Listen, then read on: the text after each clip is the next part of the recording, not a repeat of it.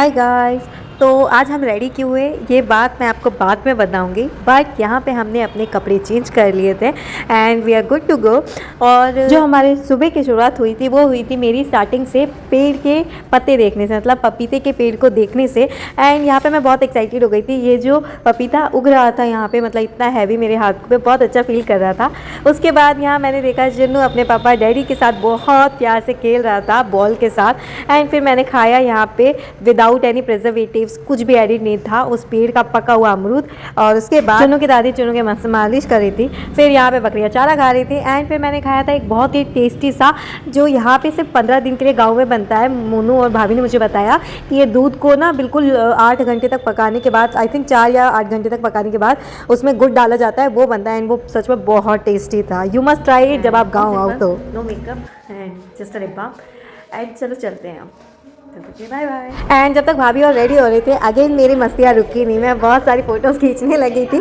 और उसके बाद जब वो सब रेडी हो गए थे तो हम लोग तुरंत ही निकल गए थे वहाँ से।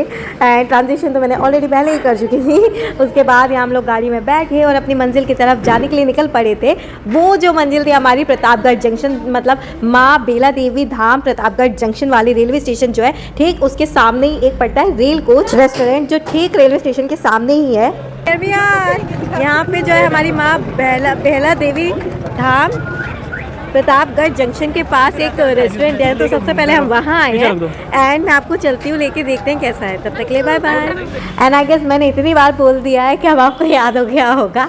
ऑलराइट, सो उसके सामने से हम लोग आए। एक्चुअली क्या था, ये मोनू ने इंस्टाग्राम पे ये चीज़ देखी थी कि यहाँ पे एक नया खुला हुआ है, तो हमने सोचा why not try it out. और हम लोग आ गए थे रैंडमली, हमें जगह के बारे में बिल्कुल नहीं पता था, इसलिए मैंने मेक श्योर किया कि आप लोगों को लोकेशन के बारे में मैं ठीक से बताऊँ। It's my responsibility. मैं बहुत धक्के खा के आई हूँ तो कोई और मेरी तरह धक्के खा के रहा है। ऑलराइट, सो अब हम आ गए थे रेल कोच रेस्टोरेंट के अंदर की तरफ।